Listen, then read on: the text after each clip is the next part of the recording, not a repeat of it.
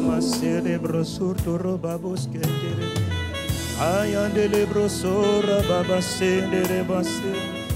Oraba masse kantaraba yaraba bosandere.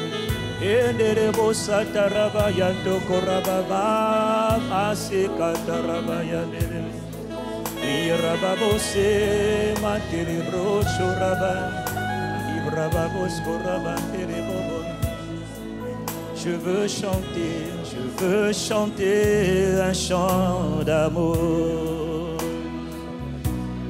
pour ton sauveur, pour toi, Jésus. Je veux chanter ce matin, je veux chanter un chant d'amour et de reconnaissance pour mon sauveur, pour toi Jésus. Je veux chanter ce matin pour toi un chant d'amour et de reconnaissance pour mon sauveur, pour toi Jésus. Je suis heureux, tu m'as donné ton nom.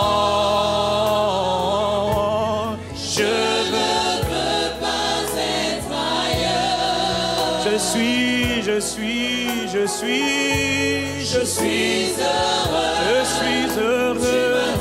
tu m'as donné ton nom. Je ne veux pas être ailleurs. Je suis heureux, tu m'as donné ton nom. Tu m'as donné ton nom. Je ne veux pas être ailleurs que dans tes bras. C'est là ma place, c'est là ma maison préférée, c'est là ma demeure, c'est là mon endroit préféré, c'est là mon lieu de refuge dans tes bras. C'est là ma place, c'est là mon choix, c'est là mon choix, ma décision. Dans tes bras d'amour, dans tes bras de paix, dans tes bras de paix, dans tes bras d'amour. Je veux demeurer, je veux habiter, je veux résider, je veux contempler ta gloire dans tes bras, mon papa de gloire, mon papa de gloire, dans tes bras de paix, dans tes bras d'amour, c'est là ma place, c'est ma demeure dans tes bras d'amour. Je veux demeurer, je veux demeurer dans tes bras d'amour, tout près de toi, contre ton cœur, tout près de toi, oh mon papa, contre ton cœur, tout près de toi, contre ton cœur, dans tes bras d'amour.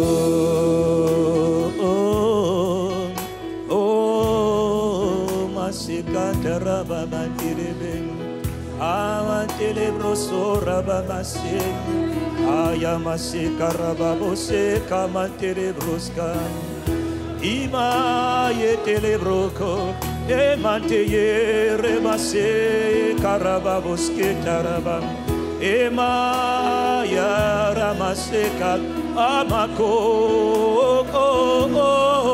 remante remase irabako samantere broskan ayatelebrosko rabanda de bosken makaye rababosandere les rabandere bosse karabayandere bossan. Il est écrit Je chanterai par l'intelligence, mais je chanterai aussi par l'Esprit de Dieu en moi. Sendere bobosa yandere remantere rebasa kotoraba yandere imakaye remase korabaye mandere bosakaya aya aya mandere. Notre Père, notre Papa de gloire, notre Papa d'amour, nous sommes reconnaissants, notre Papa d'amour. Ah, Bayarababo, Sorabayenderebo, les mandés, remandés, Kosorabaya Rababoske, Irababosa, Kayaranderebosan. Merveilleux est notre Dieu. Tu es Dieu et tu fais de grands prodiges. Nous élevons ton nom si grand. Prosterné, nous t'adorons. Nous voulons te dire que tu es merveilleux et notre Dieu. Tu es Dieu et tu fais de grands prodiges. Nous élevons ton nom si grand. Prosterné, nous t'adorons. Y a-t-il quelqu'un pour lui dire merveilleux est notre Dieu?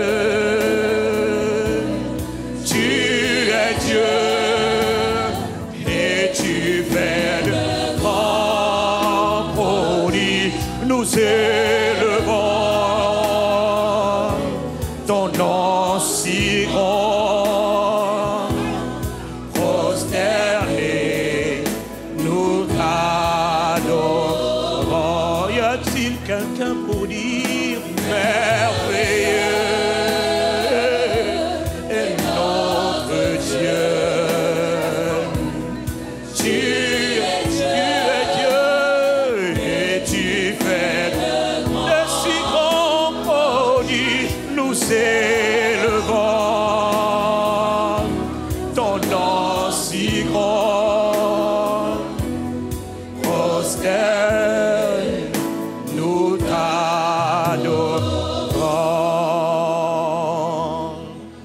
Merveilleux est notre Dieu. Tu es Dieu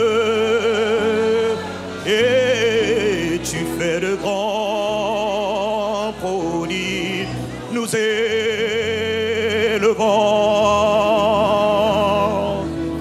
ton nom si grand. Prosterné,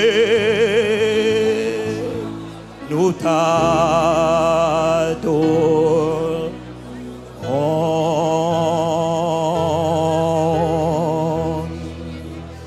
Notre Père et notre Dieu, prosterné, prosterné, prosterné, prosterné, prosterné, nous t'adorons.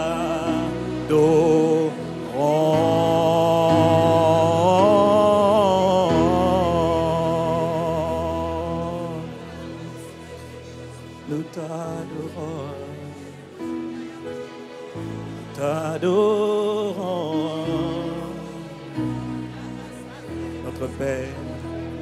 Notre Père est dans les cieux, présent par le Saint-Esprit. notre Seigneur et souverain suprême, Jésus le Christ, présent par le Saint-Esprit. Nous te chérissons et nous t'adorons. Et nous t'adorons. Ah, Papa, cher Saint-Esprit de Dieu. Oh, Marema Seva Katoroboshura. Amantelebro Sakatarababaske. Oriama Ande Rebaskoskale. Oh, Papa Rando Boshaka. Makasoroboshura. Et nous disons que tu es bon, tout ce que tu es nous remplit de joie. Et nous disons et tous ensemble que tu es bon, tout ce que tu es nous remplit de joie. Et nous disons tu es bon, notre Père, tout ce que tu es nous remplit de notre Père nous disons, tu es bon, tout ce que tu es nous remplit de joie. Voilà pourquoi, Père, nous voulons déclarer, Père, nous déclarons que nous t'aimons par ta grâce. Oh, tendre Papa, Père, nous déclarons que nous t'aimons par ta grâce. Tendre Père de gloire, tendre Père céleste.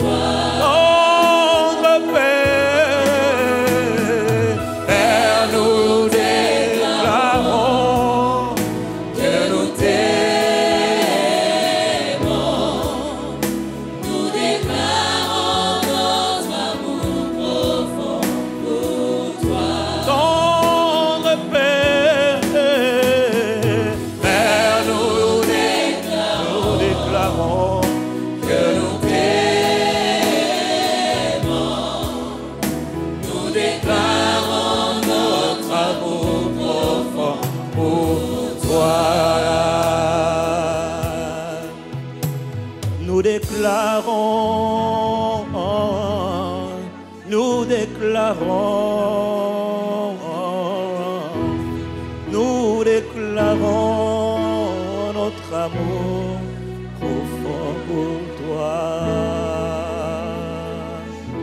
Père, nous déclarons, Papa, nous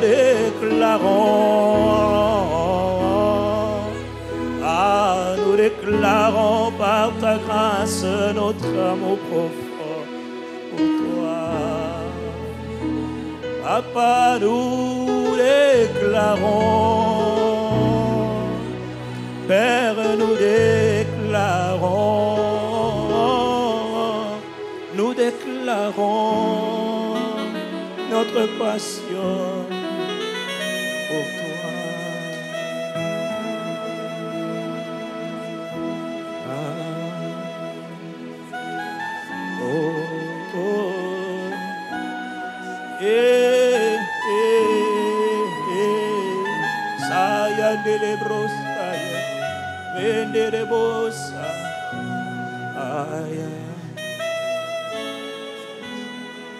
Tu guéris des blessures. Nous déclarons,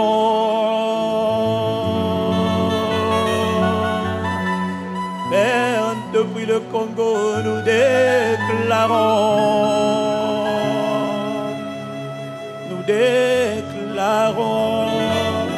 notre passion, notre amour pour toi.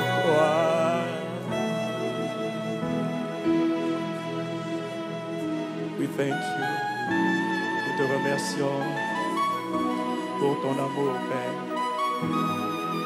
Alors que nous étions encore pécheurs, Alors que nous étions rebelles, alors que nous étions sans espoir dans le monde, privés de la vie de Dieu, privés de tout, Christ est mort pour nous. Parce que ta parole déclare que tu as tellement aimé le monde, tu as tellement aimé l'humanité, tu as tellement aimé les habitants de la terre.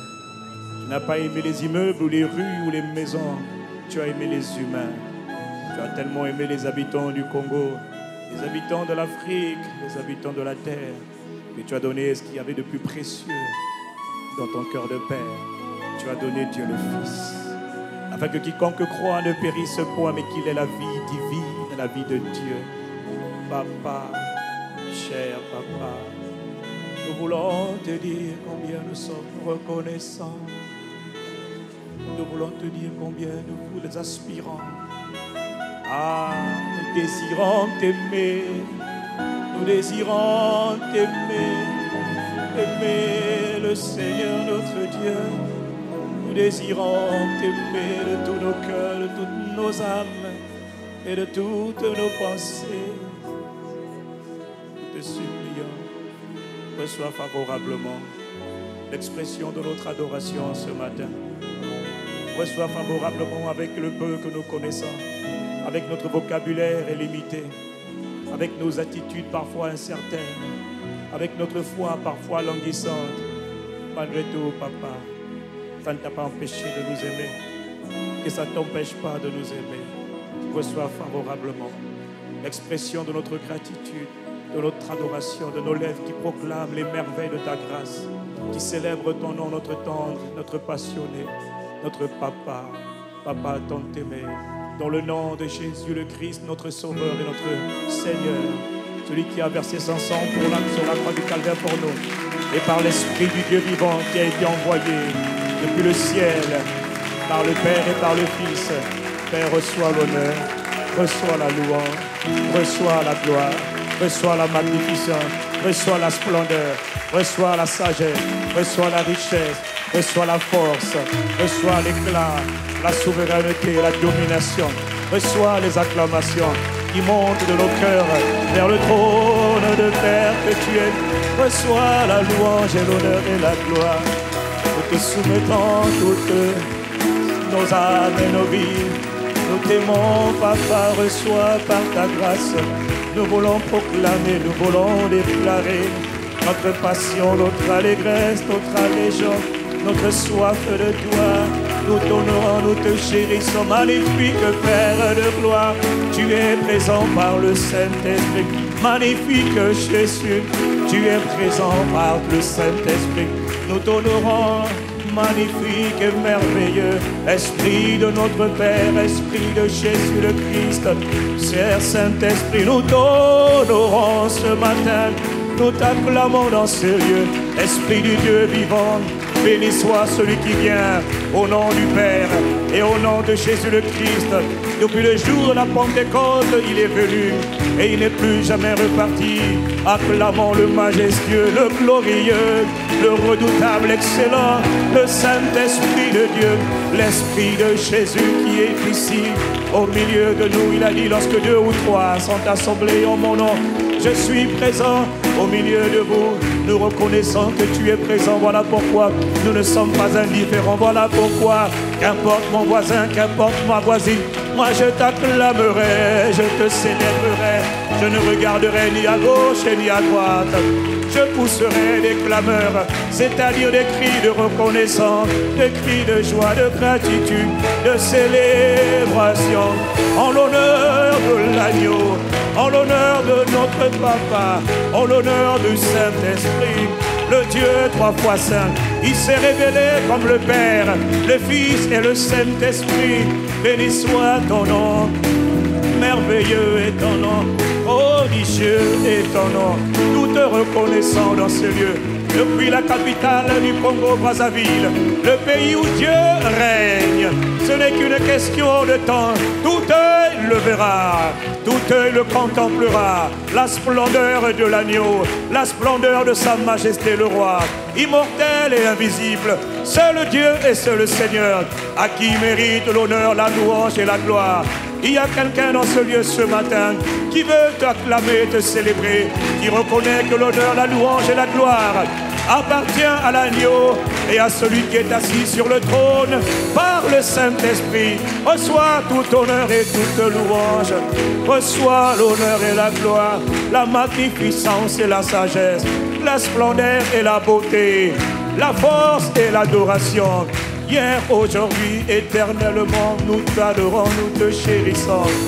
Béni soit le nom de notre rocher, que le nom de notre rocher soit exalté, maintenant et à jamais. À toi honneur, à toi la louange, à toi la gloire. Excellent Père, dans le nom le plus beau, dans le nom qui a été souverainement élevé parmi tous les autres noms, l'incomparable, l'admirable, le vivant, il était mort, et voici, il vit à jamais. Au siècle des siècles, il tient les clés de la mort et du séjour des morts. Son nom est la parole de Dieu, son nom est la grâce de Dieu, son nom est Jésus de Nazareth, le Christ. Que ceux qui l'aiment l'acclament ce matin, que ceux qui l'aiment fassent du bruit dans ce lieu en son honneur, que ceux qui l'aiment fassent du bruit pour l'agneau de Dieu. Il n'est pas un chef d'État, il est le plus beau de tous les fils de l'homme, le prince des rois de la terre. Que ceux qui l'aiment l'acclament en honneur de l'agneau de Dieu. Sa Majesté, Jésus de Nazareth, le Christ. We love you, nous t'aimons, nous t'adorons, nous te célébrons. Reçois honneur, louange et gloire, adoration à l'agneau, au Christ, au Messie, au Shiloh, au ressuscité, au béni éternellement. À toi, Alpha et Oméga, à toi le commencement et la fin, à toi le rocher de notre salut. Nous t'aimons, nous t'adorons, nous te célébrons, Jésus le Christ. Béni soit ton nom, hier, aujourd'hui et éternellement. Tes œuvres sont belles, elles sont admirables, et nos âmes le reconnaissent. Qui est comparable à toi? Dans les cieux et sur la terre, personne n'est comparable à l'agneau. Non, il n'y en a jamais eu, il n'y en aura jamais. À qui peut-on te comparer? À personne. Tu es le chant que je chante, tu es la mélodie de mon cœur, tu es la passion de mon âme. À jamais tu es le sujet de notre adoration. Que le Congo te célèbre, que le Congo tout entier te donne gloire. Que du nord au sud, de l'est à l'ouest, tout ce qui vit te rendra gloire, te donnera gloire. Même les plantes te donneront gloire, les montagnes te donneront gloire, les collines te donnent gloire, les océans, les mers, les rivières, les lacs, les forêts te donnent gloire. Tout ce qui est créé donne gloire à l'agneau, donne gloire au roi de gloire, immortel et invisible, seul Dieu, seul Seigneur, à qui mérite, à qui revient honneur, louange et gloire. Dans le nom de Jésus de Nazareth, le Christ. Quelqu'un me dit Amen, Amen, Amen dans ce lieu. Quelqu'un me dit Amen, Amen, Amen, Amen, Amen. Et Amen pour le Père, et Amen pour le Fils, et Amen pour le Saint-Esprit de Dieu. Dis-moi Amen, Amen, et Amen, Amen, Amen. Nous t'honorons, nous te reconnaissons, nous sommes reconnaissants. Il n'y a pas de mots pour exprimer l'intensité de la présence de Dieu que nous ressentons, que nous honorons, que nous magnifions. Nous t'honorons, magnifique Saint-Esprit. C'est par toi, Esprit de notre Père, Esprit de Christ Jésus. C'est par toi, doux et tendre Saint-Esprit, que nous faisons monter cette adoration vers le trône de notre Papa, vers le trône de notre Dieu. À toi, notre Père, à toi, au nom de Jésus-Christ, on reçoit favorablement l'expression de nos cœurs. Inspire les paroles de nos bouches et les pensées de nos cœurs ce matin. Parle à nos cœurs encore aujourd'hui, notre Père et notre Dieu. Merci de repousser nos limitations et de transformer notre mentalité, Père, dans le nom le plus beau, le nom le plus excellent, le nom de Jésus le Christ. Nous sommes assemblés ce matin en ton nom pour te donner gloire, honneur et louange. Quelqu'un me dit Amen, Amen et Amen. Dis-moi encore Amen, Amen. Te remercions, Père. Te remercions. Nous sommes reconnaissants. Aucune phrase, aucun mot ne suffirait. Même si nous avions 1 milliard de langages, nous ne pourrions toujours pas te rendre gloire comme tu le mérites. Même si nous savions parler 1000 langues, nous ne saurions toujours pas comment te rendre honneur, louange et gloire. Dieu est grand et sa grandeur nous dépasse, elle nous échappe. Qui peut comprendre l'intelligence? Qui peut comprendre même l'amour de Dieu? Personne ne peut comprendre l'amour, la bonté, la miséricorde de notre Père. Bien que nous ne puissions la comprendre, nous la recevons avec des cœurs remplis de reconnaissance et de gratitude. Reçois favorablement l'expression de notre adoration, Papa. We love you, God. Nous t'aimons. Sincèrement, par ta grâce, nous t'aimons. Et même quand nous le disons seulement par ta grâce que nous t'aimons. Ce n'est que par ta grâce que nous pouvons te dire que nous te chérissons. C'est par ta grâce que nous t'adorons. C'est par ta grâce. Tu as dit que le peuple que je me suis formé publiera mes louanges. C'est par nous, le peuple que tu t'es formé, que tes louanges doivent être publiées sur toute la terre. Ah, Papa, nous soupirons après toi. Nous soupirons, nous te désirons. Nous t'aimons, nous te chérissons, nous t'adorons. Reçois tout honneur, toute louange, toute gloire. Pas à nous, pas au pasteur jamais, mais à ton nom, nous donnons gloire. Maintenant et à jamais. À ton nom, nous donnons gloire. À Jésus le Christ, à notre Père et au Saint-Esprit de Dieu, nous donnons gloire. Merci, merci et infiniment merci. Père, merci. Au nom de Jésus de Nazareth, le Christ. Y a-t-il quelqu'un pour dire encore une fois un bon Amen? Je vous applaudis dans sa merveilleuse et sa magnifique présence. Bienvenue ce matin à Impact Centre Chrétien. Ça a été dit. Bienvenue dans le pays où Dieu règne. Nous sommes au Congo-Brazzaville. C'est le pays où Dieu règne, croyez-moi, c'est évident. Et ce n'est qu'une question de temps avant que ça se manifeste. Quelqu'un me dit Amen.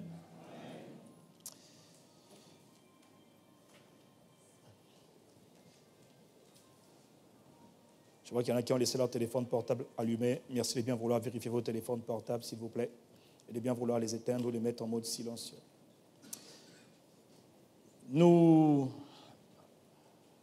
C'est le jour que le Seigneur a fait. Il est pour nous un sujet de reconnaissance, de joie et d'allégresse. Quelqu'un me dit Amen. Le pasteur Christian qui était là la semaine dernière vous donne ses salutations. Il a dit qu'il fera, puisqu'il y a beaucoup de bien-aimés ici qui ont voulu poursuivre l'enseignement. Il reviendra probablement avant la fin de cette année, Dieu voulant, pour faire un séminaire peut-être ce vendredi jusqu'à dimanche, on verra. Mais en tout cas, Dieu voulant, ça se passera avant la fin de cette année. Quelqu'un me dit Amen. Nous voulons rendre grâce à Dieu pour la diversité des dons, la diversité des talents, des compétences, des grâces qu'il communique dans la famille Impact Centre Chrétien. Quelqu'un me dit Amen. Quelqu'un me dit Amen. C'est bon de savoir qu'on n'est pas là, mais que la nourriture est dispensée par la grâce de Dieu et que le peuple peut se nourrir ce matin.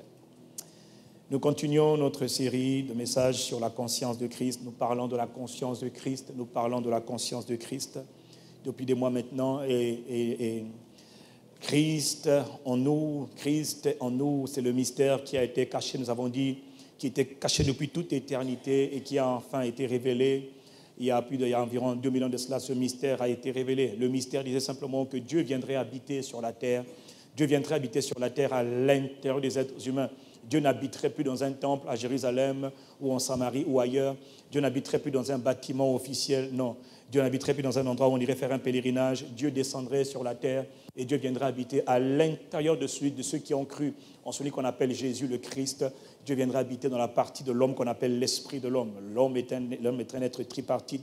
L'homme est un être vraiment très étrange, composé en fait de 3 personnalités en une personnalité, en 3 compartiments, l'esprit, l'âme et le corps. Dieu vient habiter dans la partie de l'homme qu'on appelle l'esprit. Et lorsque Dieu vient habiter là, c'est parce qu'avant qu'il vienne habiter par son esprit, il me fait d'abord devenir une nouvelle création. Lorsque j'ai donné ma vie à Christ, je deviens une nouvelle création. Je ne deviendrai pas une nouvelle création, je deviens une nouvelle création.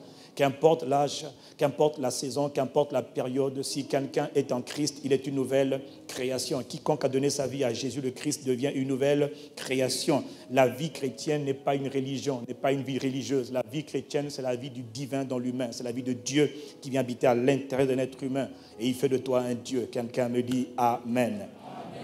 Et nous avons vu ensemble, il y a 2 semaines maintenant, je voudrais juste revenir sur ce que nous avons vu la semaine dernière.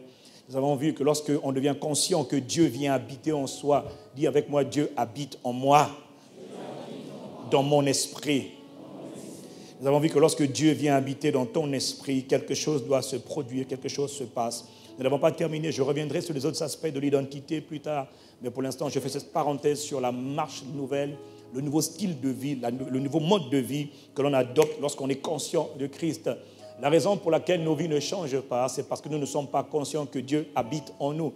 Et lorsque Dieu habite en nous, nos vies sont métamorphosées progressivement par la grâce de Dieu. Pourquoi? Parce que nous prenons conscience que Dieu qui a créé l'univers habite à l'intérieur de moi. Et ma vie doit forcément changer. Et ce Dieu qui habite à l'intérieur de moi, la Bible dit, Dieu est amour. C'est sa nature, c'est sa vie. Et la vie que Dieu a, merveille des merveilles, Dieu l'a plantée à l'intérieur de moi. Il est venu habiter en moi, il m'a donné son style de vie. Quelqu'un me dit Amen. Et son style de vie s'appelle l'amour. Dis avec moi, l'amour. Nous avons vu ensemble que l'amour est le mode de vie de la nouvelle création. L'amour est le mode de vie de la nouvelle création. Et l'amour engendre une multitude de comportements, de grâces, de faveurs. Mais on ne reconnaît pas la nouvelle création par la puissance qu'elle manifeste. C'est bien, la puissance est naturelle, elle dégage la puissance, c'est vrai. Mais ce n'est pas à la puissance qu'on reconnaît la nouvelle création. Ce n'est pas à la puissance qu'on reconnaît ceux qui appartiennent à Christ, ceux qui appartiennent au corps de Christ. C'est uniquement un seul facteur qu'on appelle l'amour. Quelqu'un me dit Amen. Et Jésus nous a enseigné au sujet de l'importance de ce nouveau mode de vie lorsqu'on est dans le royaume. Il a dit dans Jean 13, 34, « Je vous donne un commandement nouveau. Aimez-vous les uns les autres comme je vous ai aimé, vous aussi. Aimez-vous les uns les autres. » Aimez-vous les uns. C'est un commandement nouveau qu'il nous donne juste avant de partir. Aimez-vous les uns les autres comme je vous ai aimé. Et un jour, dans Marc chapitre 12, il est écrit, verset 28, un des scribes qui les avait entendus discuter, sachant que Jésus avait bien répondu aux Sadducéens, et il s'approcha, il demande à Jésus, quel est le premier de tous les commandements? Quel est, sur l'ensemble de tous les commandements, sur l'ensemble de toutes les instructions, il y a tellement de paroles, de sentences, d'ordonnances, de décrets que Dieu a donnés aux êtres humains. Quel est le plus grand, le premier de tous les commandements? Maître, dis-moi, quel est le premier de tous les commandements? Y a-t-il un commandement qui permet de résumer l'ensemble des commandements? Verset 29, Jésus répondit, voici le premier commandement. Écoute, ô Israël. Et là, il le renvoie dans le livre de Deutéronome, lorsque Dieu parlait aux enfants d'Israël qui sortaient d'Égypte, Dieu leur disait, premier commandement, écoute, ô Israël, l'Éternel, ton Dieu, est un. Ici, il dit l'Éternel, ton Dieu est l'unique Seigneur, mais en fait, dans la version originale, c'est l'Éternel, ton Dieu est... L'Éternel, notre Dieu est... L'Éternel, notre Dieu est un. Il est un. Et dès Deutéronome, il annonçait déjà la notion de l'unicité, la notion de l'unicité de la divinité. Dieu est un. De la même manière que Dieu est un, Dieu aspire à ce que ses enfants soient... Écoute, Israël, Seigneur, le Seigneur notre Dieu est un. Tu aimeras, au verset 30, le Seigneur ton Dieu de tout ton cœur, de toute ton âme, de toute ta pensée, de toute ta force, de tout ton cœur, de toute ton âme. L'âme est le siège de la volonté, de l'intelligence, des raisonnements. L'âme est le siège de, en fait, la véritable. Tout ce qui vient de moi vient généralement de mon âme. L'homme est un esprit, mais il a une âme. Et ce qui fait que l'homme pense, l'homme agit, l'homme parle, vient de son âme. Il dit, tu aimeras le Seigneur de tous tes raisonnements, ton intelligence, tes pensées, tout ce que tu as, tu aimeras le Seigneur. De toutes tes pensées, tu aimeras le Seigneur. De toute ta force, tes tripes, tu aimeras le Seigneur ton Dieu. C'est le premier des commandements. Et puis il lui dit, voici le second, tu aimeras ton prochain comme toi-même. Tu aimeras ton prochain comme toi-même. Comment ça, comment même? Et il n'y a pas d'autre commandement plus grand que cela. Waouh! Il n'y a pas d'autre commandement plus grand que cela. Mais Seigneur, il y a plus de 673 commandements donnés dans le Deutéronome. Ensuite, il y a des multitudes de commandements donnés à travers des prophéties. Il dit, il n'y a pas de plus grand commandement que cela. Tu aimeras ton prochain comme toi-même.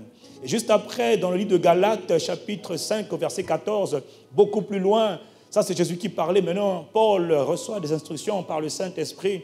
Et Paul nous dit, toute la loi, quelqu'un me dit, toute la loi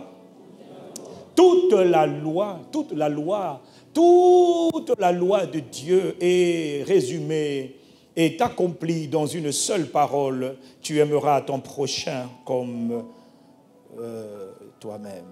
Tu aimeras ton prochain comme toi-même. Tu aimeras ton prochain comme toi-même. Il nous parle de l'amour. Quelqu'un me dit Amen. Tu aimeras ton prochain comme toi-même. Si tu es capable de prendre soin de toi ce matin, tu t'es habillé. Tu sais pourquoi tu t'es habillé ce matin? Pourquoi tu n'es pas venu nu? C'est parce que tu aimes tellement ton corps que tu ne veux pas le laisser dénuder, même quand tu as la tentation de le laisser dénuder. Tu as pris le temps d'habiller ton corps. De la même manière que tu habilles, tu prends le temps d'habiller ton corps, de vêtir ton corps, tu prendras le soin de vêtir le corps de ton prochain comme tu as fait pour toi-même. De la même manière que tu prends le temps de manger toi-même pour nourrir ton ventre et ton corps, tu prendras le soin de nourrir aussi ton voisin comme toi-même. Tu aimeras ton prochain comme toi-même. De ce verset, tu peux décrire tout ce que tu veux décrire. Tu peux imaginer tout ce que tu peux imaginer. Ce que tu fais pour toi, fais-le pour les autres. Tu aimeras ton prochain comme toi-même. Quelqu'un me dit Amen. Nous avons vu que aimer, c'est un mot qui est banalisé dans notre génération, dans notre monde aujourd'hui, dans le cosmos dans lequel nous sommes. Aimer, ce mot qui veut dire tellement de choses, en réalité, ce mot a perdu sa saveur parce que nous n'avons pas compris ça veut dire quoi aimer. Il y a 3 mots qui définissent dans le grec aimer. Il y a le mot éros, du grec éros plutôt, du dérivé érotica ou érotique. Puis il y a le mot philéo, Philadelphia, qui veut dire l'amour fraternel. Je t'aime, moi non plus, tu m'aimes, moi non plus. Je t'aime parce que tu m'aimes, je t'aime parce qu'on est bien ensemble. Mais il y a un autre mot que le monde ne connaît pas, c'est le mot agapa ou agapé, qui est l'amour de Dieu. Et l'amour de Dieu, ce n'est pas une question de sentiment, ce n'est pas une question de je t'aime, moi non plus. Nous avons vu que Dieu a tellement aimé le monde Dieu a tellement aimé le monde qu'il a... L'amour de Dieu, ce n'est pas recevoir. L'amour de Dieu, ce n'est pas toi qui reçois. L'amour de Dieu, c'est toi qui donnes. L'amour de Dieu, c'est Dieu passe à travers toi pour donner. Dieu ne passe pas à travers toi pour recevoir. Dieu passe à travers toi pour donner. Quelqu'un me dit Amen.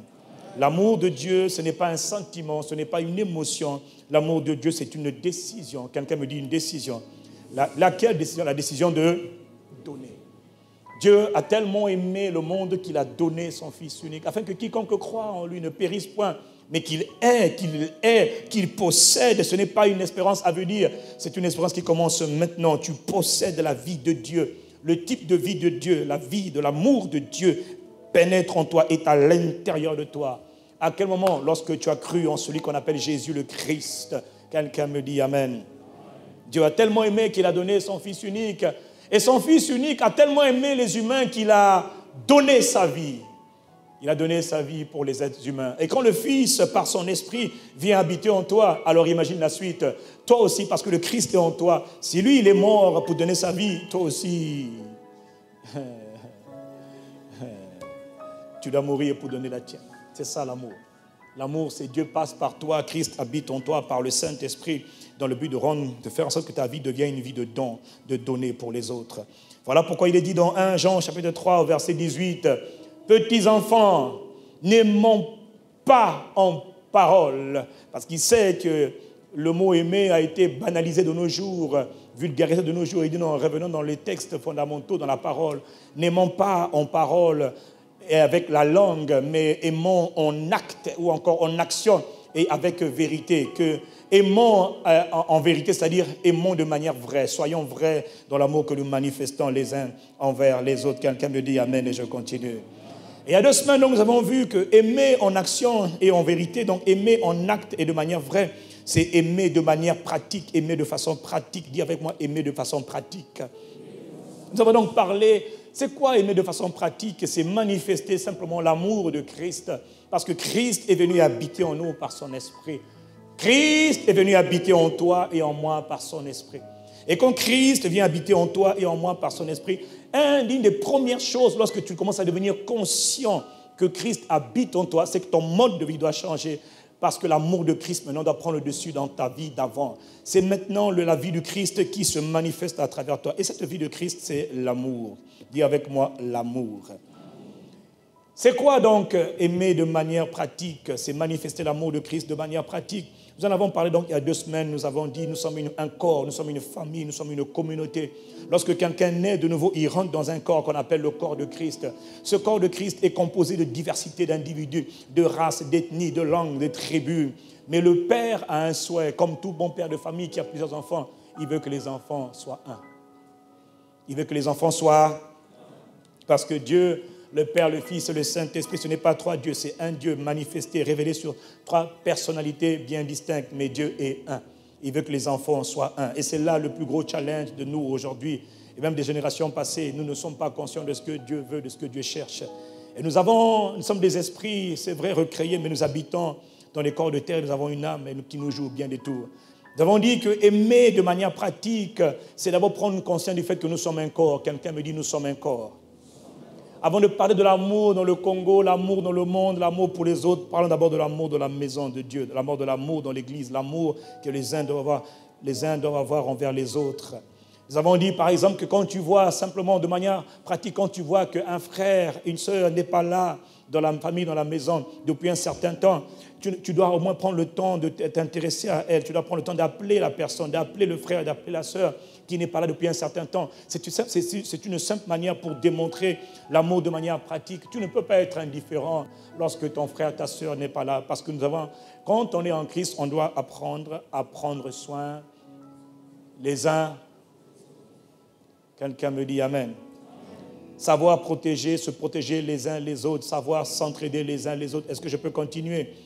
Donc nous avons pris l'engagement il y a 2 semaines que si nos frères et nos sœurs que nous ne voyons pas ne sont pas là, nous ne devons pas rester indifférents, nous ne devons pas rester accusateurs. Tu étais où? Qu'est-ce que tu faisais encore? Non.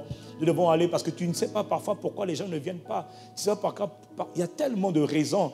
Mais nous avons souvent un regard assassin, un regard accusateur. Ce n'est pas ça l'amour pratique, ça c'est l'amour hypocrite. Et il nous a dit il y a 2 semaines que l'amour soit sans hypocrisie. Qui a décidé de marcher avec l'amour pratique, de marcher dans l'amour pratique? Qui a décidé de s'engager à faire un effort? T'inquiète pas, c'est un processus, c'est un long chemin. Mais qui a décidé au moins de s'y engager? Lève ta main avec moi.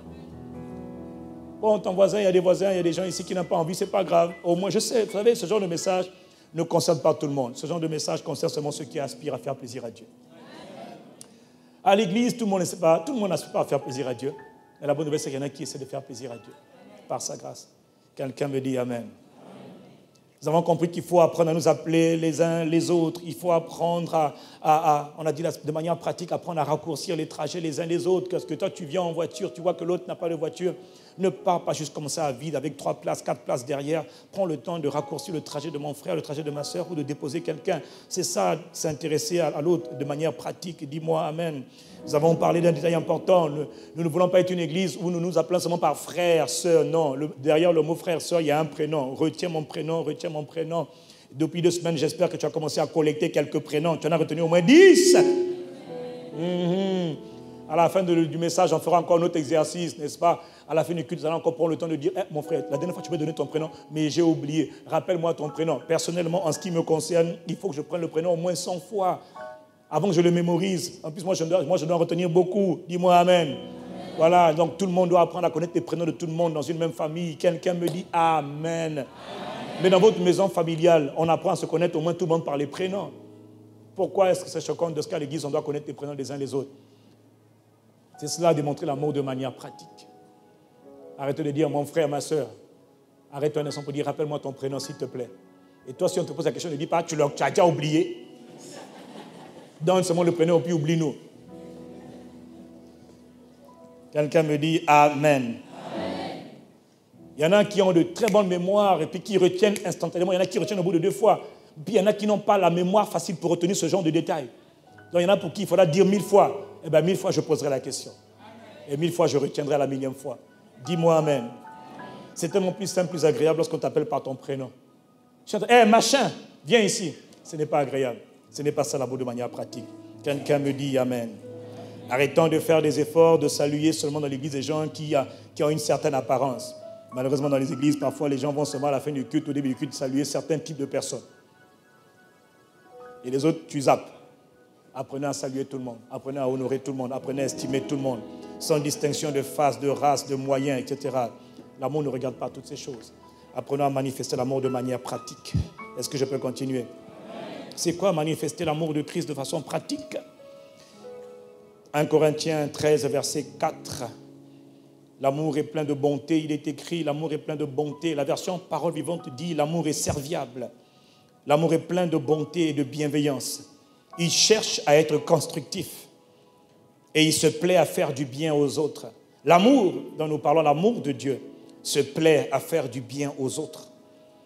L'amour de Dieu, de manière pratique, se plaît. Il prend plaisir à faire du bien aux autres. Est-ce que tu es quelqu'un qui aime faire du bien aux autres? Est-ce que tu es quelqu'un qui sait donner, qui sait être bienveillant? Pas bon, mais plein de bonté. Et l'amour de Dieu, il est bon. La Bible dit que Dieu fait briller le soleil, pas sur les croyants, pas sur les justes, mais sur les injustes. Il donne la pluie, il donne la nourriture, pas aux justes, même aux injustes, même à tes ennemis. Dieu les nourrit, Dieu les bénit, Dieu leur fait du bien. Il prend plaisir à faire du bien à autrui. Il prend plaisir à faire du bien aux autres. Aimer de manière pratique, c'est prendre plaisir à faire du bien. Quand on prend plaisir à faire du bien aux autres, mon frère, ma soeur, tu seras surpris de découvrir que ce n'est pas une question de moyens, c'est une question de cœur. Il y a des gens qui n'ont pas d'argent, il y a des gens qui n'ont même pas beaucoup de moyens, mais avec le peu qu'ils ont, ils arrivent à faire le peu à donner aux autres. Nos mamans nous donnaient, dans les anciennes générations, nos mamans prenaient le temps, elle avait 10 enfants, elle prenait le temps, même s'il fallait prendre un morceau de pain ou même quelques safou, quelques manioc, quelques cacahuètes, elle prenait le temps de répartir ça en 10 morceaux et à donner à 10 enfants. Il n'y en avait pas assez, mais ça arrangeait pour que chaque personne ait assez. Chacun ait quelque chose. Quand on a un peu et qu'on aime donner, on prendra le peu qu'on a, on le divisera et on le donnera aux autres. Quelqu'un me dit Amen. Est-ce que tu es quelqu'un qui sait, qui aime faire plaisir, qui prend plaisir à faire plaisir, qui prend plaisir à faire du bien? Ce n'est pas une question de moyens, c'est une question de disposition de cœur. C'est cela l'amour pratique. N'attends pas d'avoir des millions, n'attends pas d'avoir des milliards.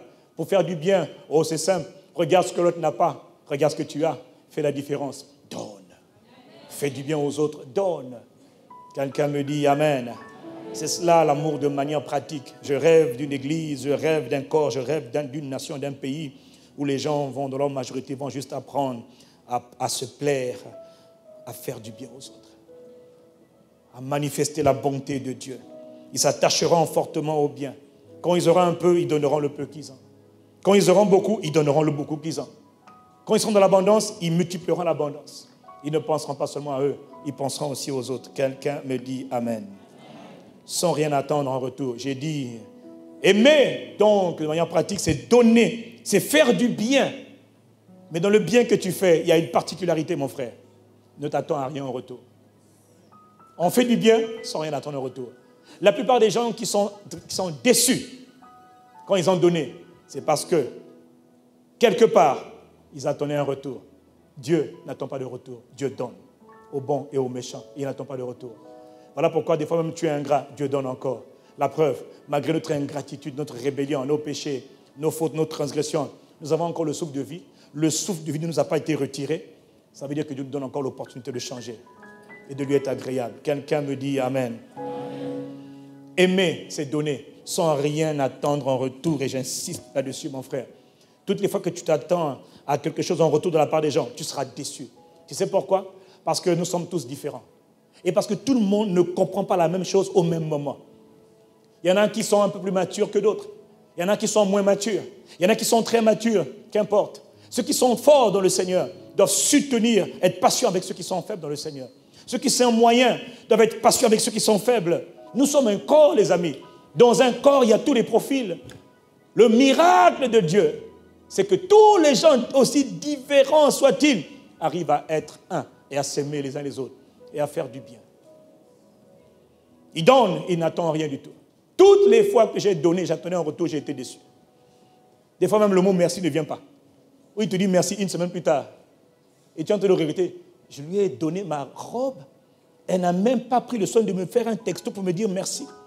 J'ai donné tel semence, j'ai fait telle offrande. Il n'a même pas pris à cœur de me dire merci. Logiquement, il doit dire merci. Mais que fais-tu lorsqu'il n'a pas dit merci?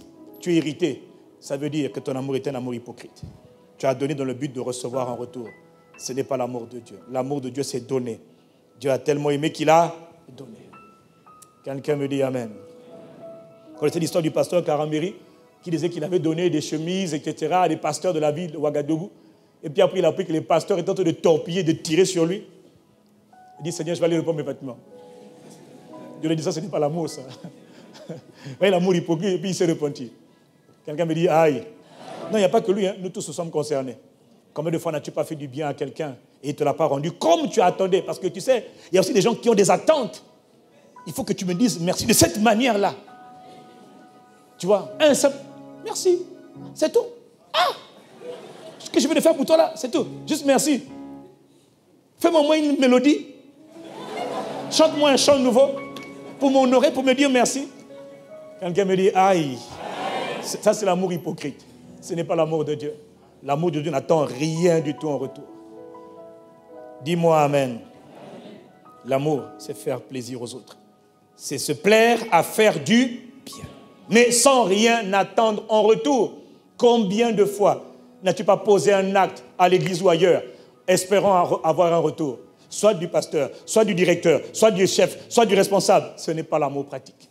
L'amour pratique, c'est poser un acte, tu n'attends rien. À la rigueur, si tu donnes à tes enfants, eux au moins ils doivent te dire merci.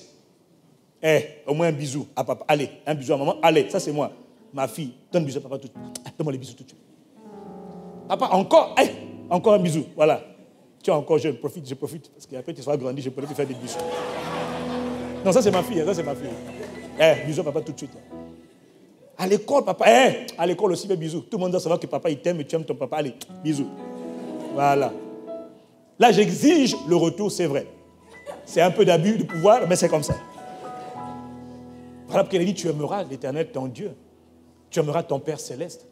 Il te donne le souffle de vie depuis que tu es né. Tu n'as jamais eu à payer pour l'oxygène que tu respires, pour le sang qui coule dans tes veines. Tu n'as jamais eu à payer. Tu as payé à qui? Sois reconnaissant. Reconnaissant, c'est une manière d'exprimer l'amour. Quelqu'un me dit Amen. Je n'ai pas entendu. Amen. Aimer de manière pratique, c'est donner, c'est faire du bien, sans rien attendre en retour. Je parle à quelqu'un. Arrête d'attendre de la part des autres. Tu vas être déçu.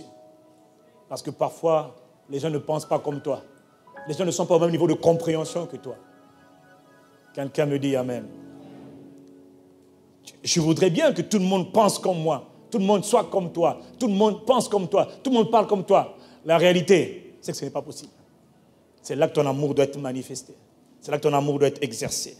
Est-ce qu'on peut continuer? C'est quoi manifester l'amour de façon pratique? C'est bénir ceux qui te maudissent. C'est bénir ceux qui te persécutent. Il a dit dans sa parole, dans Romains 12, verset 14, bénissez. C'est-à-dire, prononcez des bonnes paroles envers ceux qui vous persécutent. Quand quelqu'un vous persécute, prononcez des bonnes paroles. Il vous fait du mal, prononcez des bonnes paroles. Jésus a dit, aimez vos ennemis. Là, il dit d'abord, prononcez des bonnes paroles envers qui? Envers ceux qui vous persécutent. Ils vous persécutent. Quand quelqu'un te persécute, déjà par nature, tu n'es pas content. Déjà par nature, tu n'es pas heureux. Parce qu'il est en train de te persécuter. Il te fait du mal, il te fait du tort. Jésus dit, il donne 3 catégories d'adversaires. Il dit, aimez vos ennemis, dans Matthieu 5, verset 44. Aimez vos ennemis. Juste après, maintenant, il décrit le type d'ennemi. Il dit, bénissez ceux qui vous maudissent. Les gens qui parlent mal de vous, qui te salissent, qui t'injurient, ils te critiquent constamment. Malédire, ils te maudissent avec leur langue, avec leur bouche. Ils parlent en mal de toi. Dieu dit, quand ils parlent en mal de toi, toi parles en bien d'eux. Ils te salissent, toi bénis-les, honore-les. C'est la première catégorie d'ennemis. La deuxième catégorie des ennemis, c'est ceux qui te haïssent. Tu n'as rien fait, on te hait. Tu as pour toi innocent, ils te hait. Eux là, ils te disent, faites-leur du bien, emmène-leur des cadeaux, fais des présents, souris. Mais pas avec le où la dent va se casser, non, souris. De manière sincère, tu vois. Quelqu'un me dit Amen. Il y en a qui sourient tellement mal que la dent part. Je souris aujourd'hui. Aïe. Faites du bien à ceux qui te haïssent. Et la troisième catégorie, c'est prier pour ceux qui te maltraitent. Ils te persécutent, prie pour eux. Bénissez, ça veut dire des bonnes paroles. Parce que Dieu sait que dans la nature charnelle, la tentation naturelle, quand quelqu'un parle mal de toi, honnêtement, la tentation immédiate, c'est de parler mal. Voilà pourquoi il a dit dans Romains 12, je reviens, il dit, bénissez ceux qui vous persécutent. Virgule. Bénissez, je vous dis, et ne maudissez surtout pas. Parce qu'il sait que la tendance naturelle de ton voisin, toi tu es bien, toi tu es tranquille, tu n'as pas de problème. C'est ton voisin là. A tendance à maudire. Ne maudis pas. Ne calomnie pas. Ne critique pas. Ferme-la. Tais-toi un peu. Je parle à quelqu'un. On dirait un perroquet. Arrête de parler des gens. Arrête de torpiller les gens. Arrête de dire tout ce qui va mal. Tout ce que tu vois de mal. Arrête ça. Arrête ça. parle du bien. Si tu ouvres ta bouche pour dire du bien. Si tu ouvres la bouche et que tu vas te dire des bêtises, ferme ta bouche. Bénissez, ne maudissez pas, ne prononcez pas de mauvaises paroles. Ne prononcez pas. On vous a fait du mal, bénissez. Ah, j'ai oublié de vous dire. Et là, il dit, bénissez sans le vouloir. Là, il ne te demande pas tes émotions. Hein. Parce que naturellement, quand on te fait du mal, tu as appris que quelqu'un a fait du mal, quelqu'un a dit des choses contre toi. D'abord, entre parenthèses, quand tu as entendu, vérifie d'abord. Et oh, quelqu'un me dit Amen. Il y a beaucoup de conflits qui naissent de ce que tu as entendu qu'un tel a dit ça à ton sujet, mais la vérité, c'est que parfois, il n'a pas dit. Mais toi, tu as entendu, ah, il a dit ça à lui. J'écris. Et puis, comme Satan, il opère avec ruse. Une autre personne vient te dire encore, ah, le pasteur a dit, ah, tu as un gros nez. Comment il peut dire une chose pareille? C'est un faux pasteur. Plus jamais. Mais papa, moi, je n'ai rien dit. On a dit, viens vérifier au moins. Pasteur, j'ai appris que tu as dit ça. Non, c'est pas vrai. Pasteur, tu mens. Ah, mais comment tu me dis je mens? Bénis quand tu n'as pas envie de bénir. L'amour ne dépend pas de tes émotions. L'amour dépend d'une décision. Dis-moi Amen. Amen. Tu bénis parce que naturellement, tu n'as pas envie de parler bien contre quelqu'un qui a parlé du mal. Il dit, prends ton courage, parle bien. C'est ça le style de vie de la nouvelle création, le style de vie de l'amour. Bénis ceux qui te maudissent. Parle du bien de ceux qui parlent du mal contre toi, quel que soit. Et ce message-là, je vous assure, c'est le genre de message qui sera toujours d'actualité, qui sera toujours vrai. Maintenant, si toi tu ne comprends pas de quoi je parle, ce n'est pas grave. Vis encore. Vis seulement. Est-ce qu'on peut continuer? C'est quoi manifester l'amour de manière pratique, mon frère, ma soeur? C'est pardonner. Pardonner toutes les offenses sans le vouloir et sans être remercié. C'est pardonner. Pardonner, ce n'est pas une question de sentiment. Parce que pardonner fait partie de l'amour. L'amour pardonne. 1 Corinthiens 13, verset 7, il est écrit que l'amour de Dieu, il excuse, c'est-à-dire il pardonne tout. Dis-moi tout. Dis-moi tout. Il n'a pas dit qu'il pardonne certaines catégories de fautes ou de péchés. L'amour de Dieu pardonne. Et il pardonne tout. Il excuse tout. Il croit tout. Il espère tout. Il supporte tout. Mais qu'est-ce qui supporte autant? L'amour. La version Parole vivante dit l'amour couvre tout. Il pardonne, il couvre tout. Tu m'as fait mal. L'amour couvre. Tu m'as fait mal, c'est vrai. L'amour couvre. L'amour souffre. Et j'ai oublié de vous dire, aimer, c'est souffrir. Mais Christ a souffert. Christ a souffert. En aimant, on prend un risque. C'est le risque d'être blessé. Voilà pourquoi il faut aimer. Parce que c'est un risque qui est mesuré. Parce que la réalité, c'est que quand tu aimes, tu prendras des coups. Mais quand tu prendras des coups, ça te fera pas mal. Pourquoi? Parce que les coups sont engloutis dans l'amour. Quand on aime, on supporte. Je vous dis que quand on aime, on supporte. Quand on aime, on encaisse. Quand on aime, on endure. C'est quand on n'aime pas qu'on prend les coups. Ah, tu m'as fait mal. Plus jamais, plus jamais. Ton amour n'est pas vrai. Ton amour n'est pas vrai. L'amour authentique, il pardonne. Il supporte. Il endure. Il résiste.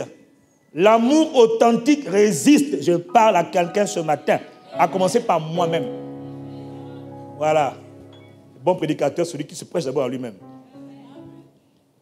Il espère tout, il supporte tout. Il dit l'amour couvre tout, il souffre, il endure, il pardonne. Il sait passer par-dessus les fautes d'autrui. Hein, tu as compris ça? Il sait passer par-dessus les fautes. Aimer, c'est faire confiance à l'autre et attendre le meilleur de lui. C'est espérer sans faillir, sans jamais abandonner. Aimer, c'est savoir tout porter, tout surmonter. Si tu es incapable de surmonter une offense, c'est parce que tu n'aimes pas comme tu dois aimer. Je dis, si quelqu'un n'est pas capable de surmonter une offense, une blessure, la vérité, c'est que si nous sommes une famille de 10 enfants, croyez-moi, ça va être la guerre de la famille de 10 enfants. Même si papa et maman s'aiment, les enfants auront des conflits entre eux. Ils n'ont pas le même âge, ils n'ont pas les mêmes caractères. Ils auront forcément des frictions entre eux. Ils vont se blesser les uns les autres. Quelqu'un me dit Amen. Si toi, tu as grandi dans une famille où vous étiez 4 ou 5, vous n'avez jamais eu de problème entre vous les enfants, tu es un menteur. Quand vous avez 1 an, 2 ans, 3 ans, 4 ans, il y a toujours eu des accrochages. Oui ou non? Et Dieu dit, pardonnez-vous. Le père, la mère de famille dit, vous êtes mes enfants, pardonnez-vous. Tu as devenu un enfant qui dit, bon, toi, tu es mon petit frère. Écoute, tu as 10 ans, moi j'ai 5 ans, mais j'en ai marre. Pou, pou, pou. L'amour pardonne. Et on pardonne les autres sans attendre de ressentir. Pardonner, ce n'est pas une question des émotions, c'est une question de décision. Et mon frère, ma soeur, il va arriver des temps où on va t'offenser. Qui a déjà été offensé? Moi, je lève mes deux mains. Parce que moi, au moins, on m'offense beaucoup, moi. Toi, on t'offense légèrement. Vis encore. T'inquiète pas. Seigneur, fais grâce. Quelqu'un me dit, aïe. Dis-moi, je reçois cette grâce. Il ne faut pas dire. Même si tu ne dis pas, ça va quand même venir, j'ai déjà envoyé. Il viendra des temps, des fois, où tu attends quelque chose de la part d'un autre, d'un frère, et tu ne le reçois pas. Tu attends de la gratitude, tu ne reçois pas. Tu attends de l'affection, de la considération, tu ne reçois pas. Même de ton conjoint, mari ou femme, frère ou sœur, parent, grand-père, grand-mère, qu'importe, collègue, tu attends de quelqu'un et c'est normal, mais tu ne reçois pas ce que tu attends. Et quand tu as attendu que tu ne reçois pas, mais par contre tu vois qu'il donne à l'autre, mais pas à toi. Mais pourquoi pas à moi alors que je suis là moi aussi? Ah frère, ton cœur va prendre un coup, tu vas être offensé. Que fais-tu lorsque tu es offensé parce que tu voulais quelque chose que tu n'as pas reçu? Tu attendais quelque chose que tu n'as pas eu, on fait comment alors? J'ai mal. Frère, ça ce n'est pas l'amour. Est-ce que tu sais qu'il y a parfois des situations que tu traverses parce que Dieu veut forger en toi l'amour? Mon frère, l'amour ne tombe pas comme la pluie. Goutte sur ta tête, ce n'est pas vrai. L'amour est forgé à l'intérieur de toi. Ça vient de l'intérieur de ton esprit. Ça se répand dans ton âme. Et tu dois libérer cet amour pour le manifester au monde. Quelqu'un me dit amen. Ah oui, toi tu pensais que c'était juste, oui, fais-moi t'aimer, Jésus. Fais-moi. Ah putain, tu es exaucé. Frère, fais-moi t'aimer là.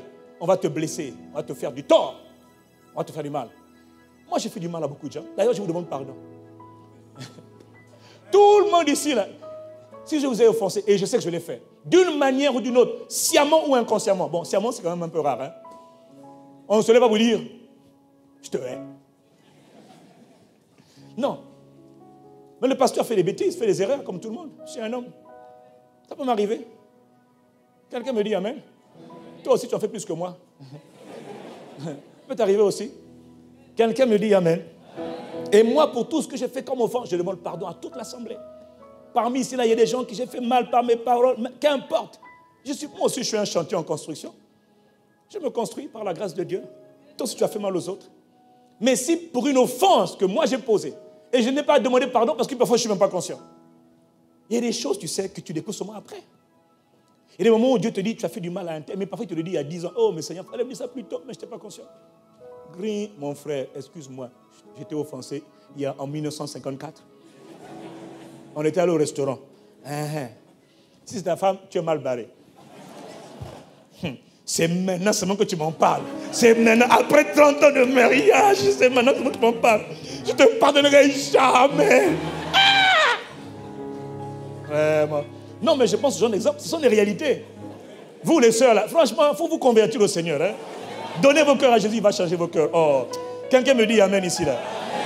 Non, vous avez parfois une tendance à garder des choses, à ne rien dire. Tu m'as blessé. Mais je ne t'ai pas blessé, je n'ai pas fait exprès, papa, pardonne-moi. Mon point, c'est que pardonner, aimer, c'est pardonner sans ressentir, sans attendre d'être remercié, sans attendre de ressentir une envie de pardonner. Oh, il m'a fait du mal. J'ai envie de te pardonner. Tu m'as fait du mal. J'ai envie. Oh, je sens maintenant que je peux pardonner. C'est écrit où ça? Tu ne sentiras jamais qu'il faut pardonner, mais tu décideras qu'il faut pardonner. Et des fois, on t'a fait tellement mal que, frère, ceux qui t'ont fait mal, ils ne sont pas que ceux qui t'ont fait mal. Et qu'est-ce que tu fais alors? C'est une affaire entre toi et Dieu, entre toi et toi-même. Tu dois apprendre à guérir. Sinon, tu vas te laisser, Satan va t'empoisonner tes pensées. Il va te mettre le venin qu'on appelle l'amertume dans ton cœur. Et ton cœur va être empoisonné par la haine, l'aigreur, la méchanceté, la jalousie, l'envie, toutes sortes de choses. Aimer, c'est pardonner, décider de pardonner. Comment on fait? Il y a des moments où c'est difficile, comment on fait? On va devant Dieu. Surtout quand c'est ceux que tu estimes, ceux que tu apprécies, ceux que tu aimes. Est-ce qu'il y a quelqu'un qui a déjà été blessé par les personnes que tu aimais? Non, lève la main. Si ton voisin n'a pas levé la main, tape-le, tu dis menteur. Vous voyez? Donc ce message est un message d'actualité. Quelqu'un me dit Amen. Alors si tu as été blessé par des gens que tu aimes et dont tu attendais quelque chose en retour et qui ne t'ont rien dit, ils n'ont pas manifesté en retour, mon frère, ma soeur, fais une chose. Décide toi-même de pardonner. Or, des fois, ça va être très dur de pardonner. Alors, va devant le trône de Dieu. Va dans la présence de Dieu. Dis, Seigneur, je n'arrive pas. Seigneur, je n'y arrive pas. Pardonne-moi, je n'y arrive pas. Seigneur, aide-moi. Seigneur, aide-moi à pardonner. Je décide de pardonner mon frère. Je décide de pardonner ma soeur. Seigneur, là, tu dis, non, je confesse, je décide de pardonner, mais je n'y arrive pas. Seigneur, fais-moi grâce. Je veux obéir à ta parole. Je veux faire plaisir à ton cœur. Je veux ressembler à Christ. Christ a pardonné à tous ses bourreaux pendant qu'ils se moquaient de lui. Il y a même des gens qui te font du mal et qui rient de toi. Seigneur, je demande pardon. Je n'arrive pas à pardonner. Ils m'ont fait mal. Seigneur, je veux pardonner. Seigneur, fais-moi la grâce. Fais-moi grâce. Fais-moi grâce. Je t'en supplie. Prends, Seigneur, prends le contrôle de tout mon être. Je décide de pardonner. Je refuse de haïr. Je refuse d'être amer. Je décide de pardonner. Seigneur, fais-moi grâce. Toi, non? Est-ce que quelqu'un comprend le quoi? Et quand tu es en train de faire ça là, Dieu, le Saint-Esprit en toi, parce que tu es en train de crier à l'aide, le soutien, on l'appelle le paraclet. Paraclet, dans le mot paraclet, tu as le soutien. Il te soutient. Et c'est lui qui te donne la capacité de pardonner ce qui était quelque temps auparavant impardonnable. Dis-moi Amen. Mon point, c'est dépendre seulement du Saint-Esprit. Compter sur sa grâce. Mais oser dire, je n'y arrive pas. J'ai du mal à le faire. Je n'y arrive pas. Seigneur, fais-moi grâce. Fais-moi. Et il t'aidera. Quelqu'un dit Amen. Mais pour ça, dis Seigneur, pardonne à ma place. Dieu ne pardonnera jamais à ta place. C'est toi qui dis Seigneur, je choisis de pardonner. J'obéis à ta parole. Mais fais-moi grâce. Aide-moi. Viens au secours de mes faiblesses. Aide-moi. Saint-Esprit, aide-moi. Tu es déjà en moi. La Bible dit que l'amour de Dieu est déversé dans mon cœur. Il est déjà dans mon esprit. Je veux le libérer. Seigneur, fais-moi grâce. Et tu verras qu'en quelque temps, au bout d'un instant, au bout de quelques heures, la capacité te sera donnée par le Saint-Esprit. Mais parce que tu auras choisi de pardonner. Dis-moi Amen. Mais n'oublie pas une chose. Si tu refuses de pardonner, frère, s'il y a une seule personne dans ta vie aujourd'hui à qui tu en veux, envers qui tu es gris, tu es en danger. Tu as ouvert la porte au malin. Satan n'attend que ça. La Bible dit ne donnez pas d'accès au diable. Ne donnez pas accès au diable. Et souvent, l'ennemi attaque. Les démons sont des spécialistes des infiltrations. Tu es dans ta maison, comme hier. Il y avait un ouragan, un vent violent. Ouvre seulement un peu les fenêtres. Sans faire exprès, la poussière rentre. S'il y avait des mouches, les mouches entrent. Ouvre seulement un peu, ça rentre. Ta maison doit rester fermée. Dis-moi Amen. La maison de ton être doit rester fermée au malin. Satan n'attend que cela. Il s'infiltre à travers les offenses. C'est un spécialiste des offenses. Voilà pourquoi il permet que Voilà pourquoi Dieu dit, quand tu as été offensé, pardonne. Si tu ne pardonnes pas sciemment, si tu ne pries pas sciemment pour ceux qui t'ont pardonné, tu vas en souffrir. Et tiens-toi bien, s'il y a quelqu'un à qui tu en veux, jusqu'à ce jour, tu es en danger. Et tu as ouvert la porte au malin. Autrement dit, tu as ouvert la porte à des esprits démoniaques. Et t'inquiète pas, ce sont des bandits, ils viennent en bande organisée. Ils ne viennent jamais seuls. Les gars, Nazwin Dako, frère, tu vas où? ICC. Ils s'en foutent de là où ça va, où tu vas. Ils s'en moquent complètement. Quelle église tu vas? Tu es bishop, pasteur, apôtre. Ils s'en moquent. Ouvre seulement la porte. Satan rentre. Et quand il rentre, oh les gars, ici il fait bon. Hein? Ici il y a la haine, l'envie, la jalousie, les greurs. On est content ici là. Ah, maintenant s'il y a la masturbation, la débauche. Les démons, ils sont dans ton corps. Ok, tu ne m'écoutes pas, c'est pas grave. Non, chez toi, ils prennent plaisir. Est-ce qu'il y a quelqu'un qui me suit? Ne laisse pas accès au diable. Voilà pourquoi quand quelqu'un t'a fait du tort, frère, va le voir. Dis, tu m'as fait mal. J'ai été blessé. Et il te dit, pardonne-moi. S'il n'a pas dit pardonne-moi, il te dit, oh, je t'ai rien fait, va te faire voir. Là, il vient de complexifier ta tâche. Il vient d'augmenter ta souffrance. Qu'est-ce que tu dois faire? Tu dis, Père, là vraiment, j'ai envie de le maudire. Mais Père, au nom de Jésus, j'ai besoin de l'abondance de la grâce. Je ne veux plus la grâce, je veux l'abondance de la grâce qui coule sur moi. L'abondance de la grâce pour aimer un tel type. Là, tu dis même plus frère, tu dis le type là. Quelqu'un me dit aïe. Amen. Si tu comprends, dis-moi amen. Amen. Pardonner, c'est aimer. Aimer, c'est pardonner. Ce n'est pas une option. Si tu ne pardonnes pas, Dieu ne te pardonnera jamais. Voilà pourquoi il dit, assure-toi d'être en paix avec tout le monde. Assure-toi de n'avoir aucune personne contre qui tu nourris une certaine animosité. Ça ne vient pas de Dieu, ce n'est pas l'amour de Dieu. Et malheureusement, dans le cas du manque de pardon, c'est l'une des raisons pour lesquelles les démons rentrent dans la vie des gens. Voilà pourquoi tu vois des pasteurs, tu vois des frères, des sœurs remplis du Saint-Esprit, mais oppressés par des démons. Pourquoi? À un moment donné de leur vie, ils ont ouvert une porte. La porte qu'on appelle l'offense. La porte qu'on appelle l'offense. J'ai été offensé. Judas a ouvert la porte à Satan. Comment? Il avait été offensé. Il n'a pas refermé la porte. Est-ce que quelqu'un comprend de quoi je parle? Et malheureusement, il faut qu'on se le dise, on s'offense les uns les autres. Mais notre parure, notre bouclier, c'est l'amour. Notre force, notre arme pour nous protéger contre l'offense, c'est l'amour. Donc tu prends le dessus, tu dis, oh, il m'a offensé. Seigneur, je le bénis, je te rends grâce. Parce que tôt ou tard, quand tu as prié comme ça, là, Dieu va faire comprendre au frère qui t'a offensé. Mais n'attends pas qu'il comprenne. Jésus sur la croix n'a pas attendu que les pécheurs se repentent. Sur la croix, Jésus était là et il disait, il entendait les gens dire, hé, toi, Longola Kuna. Tout à l'heure, tu disais que tu allais descendre sur la croix, tu pouvais détruire son corps, le ressusciter en 3 jours, tout ça là. Allez, crucifiez-le. Maintenant, on va où tu es? Regarde Dieu là-bas, perché. Et puis, ils insultaient Jésus. Le Fils de Dieu sur la croix, le Créateur sur la croix, ils insultaient. Descends, on va voir. Puis là, laisse-le. Les soldats romains se moquaient, les juifs se moquaient, les pharisiens se moquaient, tout le monde se moquait. À part quelques dames qui étaient là, qui pleuraient, tout le monde se moquait. Et pourtant Jésus regarde. Il dit, Père, pardonne-leur, car ils ne savent pas ce qu'ils sont en train de faire. Tu dis, oh, on sait ce qu'on fait. Il dit, pardonne-leur, ils ne savent pas. Mon frère, ma soeur, nous n'avons pas à lutter contre la chair et le sang. Derrière, parfois, ceux qui te offensent, parfois, il y a des esprits qui les animent, qui les poussent à te faire du mal. Toi, tu dis, oui, mon beau-frère là, il va avoir affaire à moi. Il faut plutôt prier contre l'esprit qui anime ton beau-frère. Ton beau-frère n'y est pour rien. Je vous assure, beaucoup de gens font du mal, ils ne sont pas responsables. Si tu commences à regarder les gens de cette manière-là, tu vas pardonner plus facilement. Beaucoup font du mal, ils ne font pas exprès. Mais ils font exprès. Oui, dans les faits, c'est vrai. Mais discerne, aie un œil spirituel. Aie un regard spirituel. Femme, avant d'attaquer ton mari, avant de critiquer ton mari, c'est un Satan. Avant de critiquer ton mari, avant de critiquer ta femme, elle est comme ça. Est-ce que tu es sûr que ce que tu vois là, tu vois avec les yeux de l'esprit ou tu vois avec les yeux naturels? Faut être un peu spirituel. Il y a une soeur qui voulait divorcer récemment de son mari et puis elle est venue me voir pour me dire, j'ai entamé la procédure de l'avocat et compagnie. Puis tout le monde lui a dit, moi je comprends, il t'a fait souffrir, tout ça là, il te trompe, etc. C'est vrai, tout ça. Et puis je lui dis, mais est-ce que tu sais que ton mari est une victime?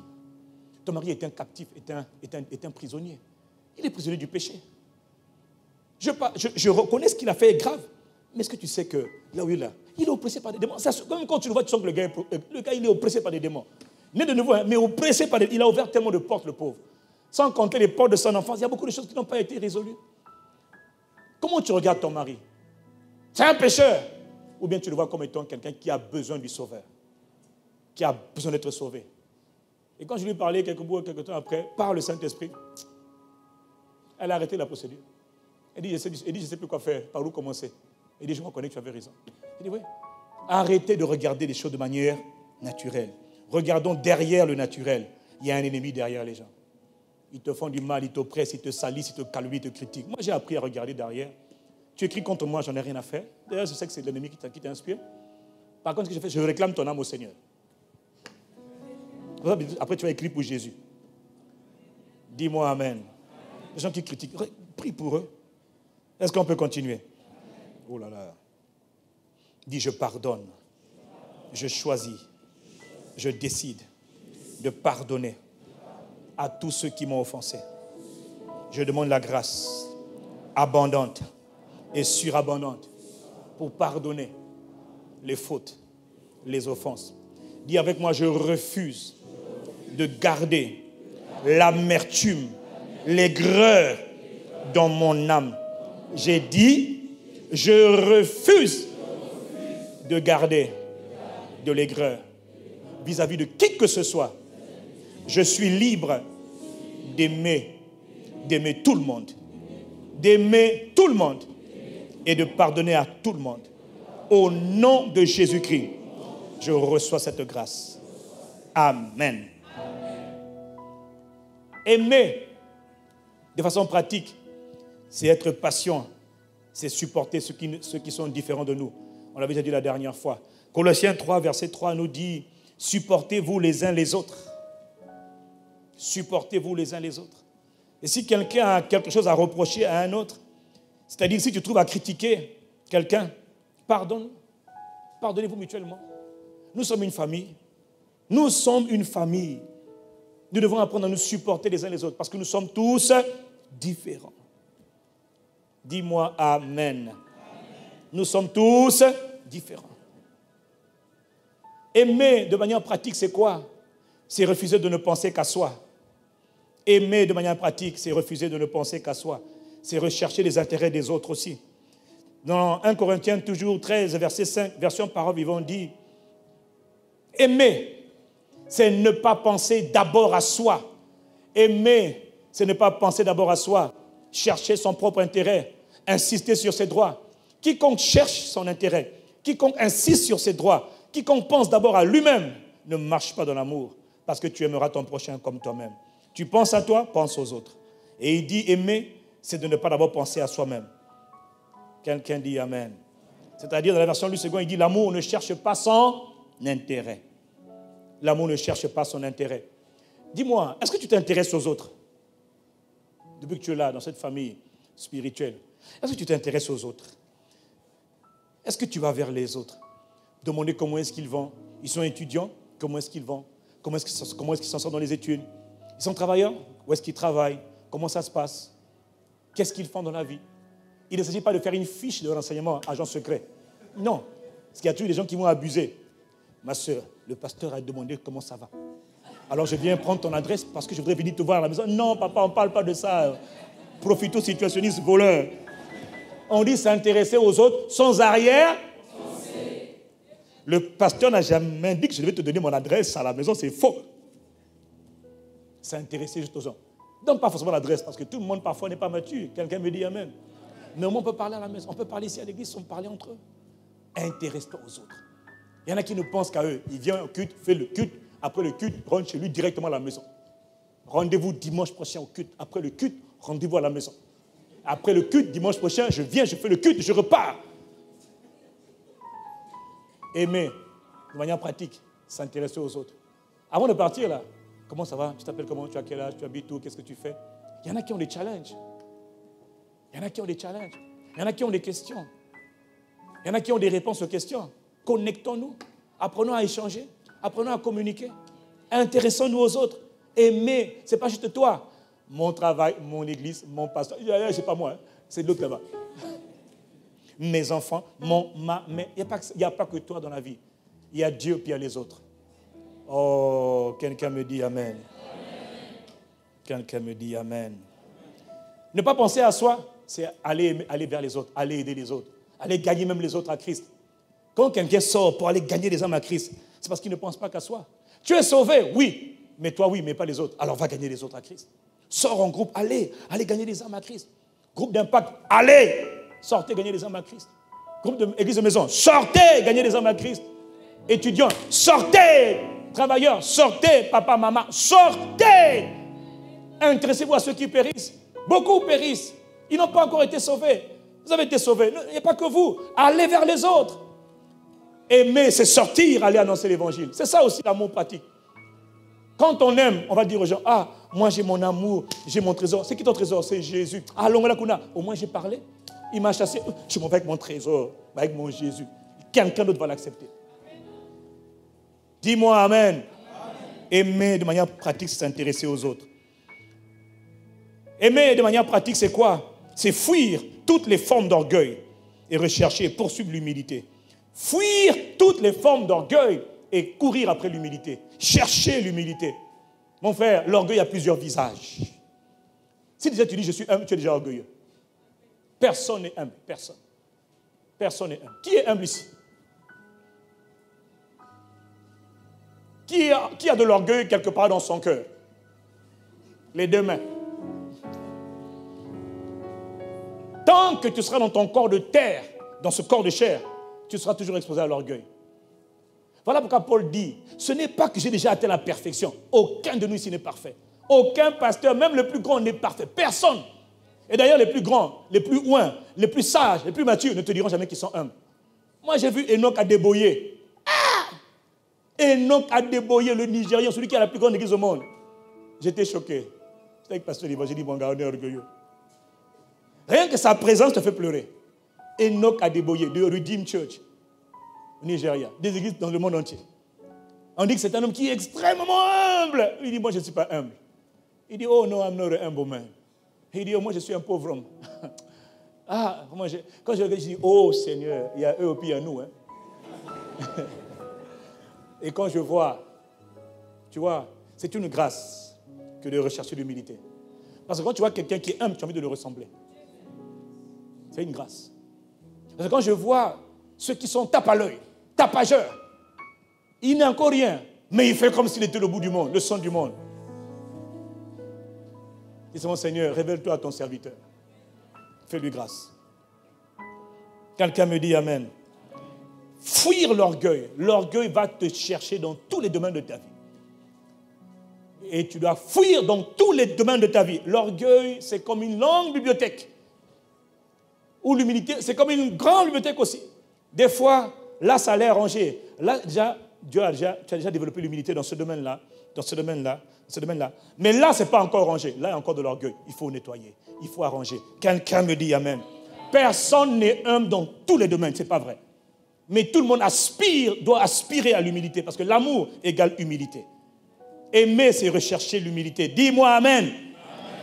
Dans 1 Corinthiens 13, verset 4, il dit l'amour ne se vante point, jamais. Il ne s'enfle jamais d'orgueil. Il ne se vante point, jamais. Il ne s'enfle jamais d'orgueil.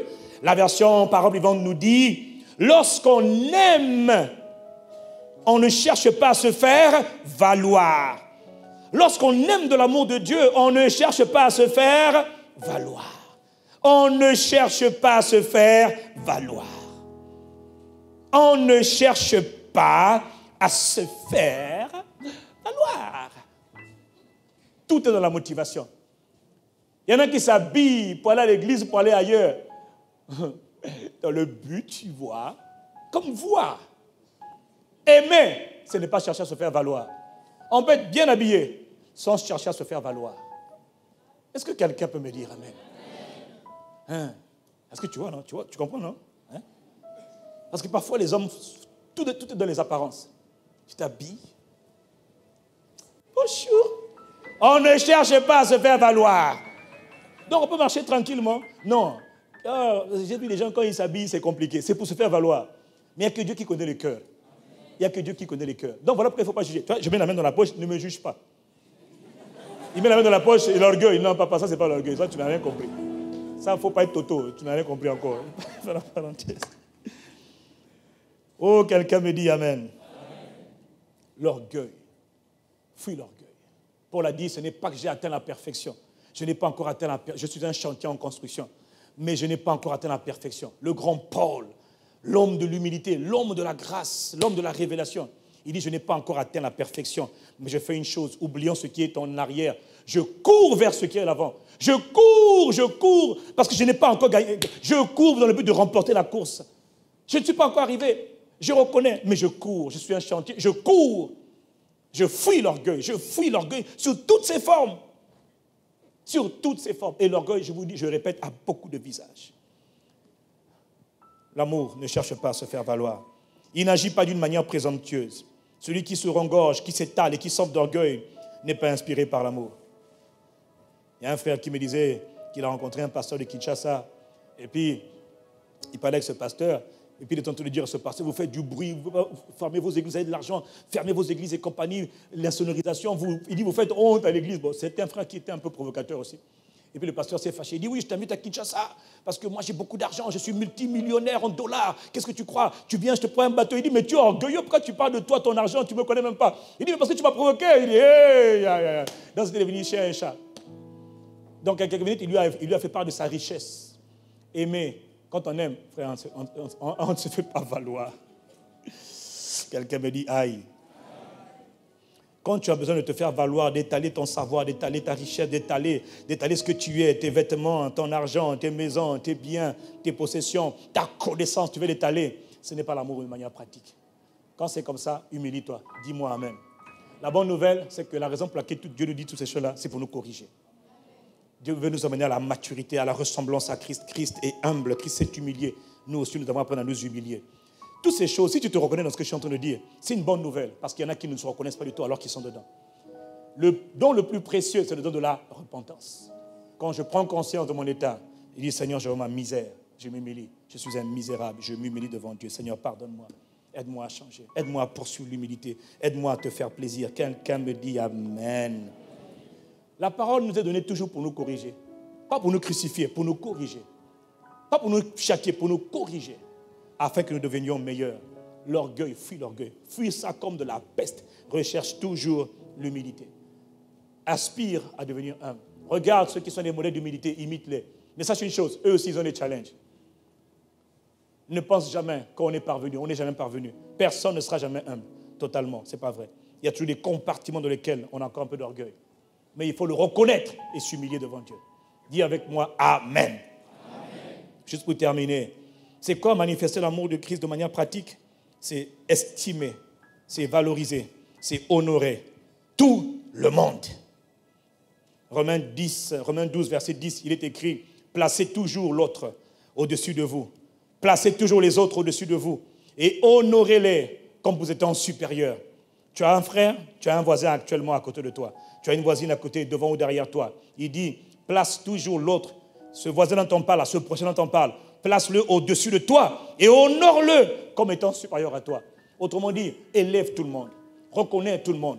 N'élève pas ceux qui ont des chemises ou des costards. Élève tout le monde. Élève les jeunes. Élève les moins jeunes. Élève les vieux. Élève le travailleur modeste. Élève le travailleur pauvre. Élève la femme qui est au marché. Élève l'homme qui balaye la rue. Élève-les. Élève tout le monde. Élève-le. L'humilité doit te faire élever tout le monde. Dans Philippiens 2, verset 3, il est écrit que l'humilité, dis avec moi l'humilité, que l'humilité vous fasse regarder les autres comme étant au-dessus de vous-même. Est-ce que c'est ce que tu fais?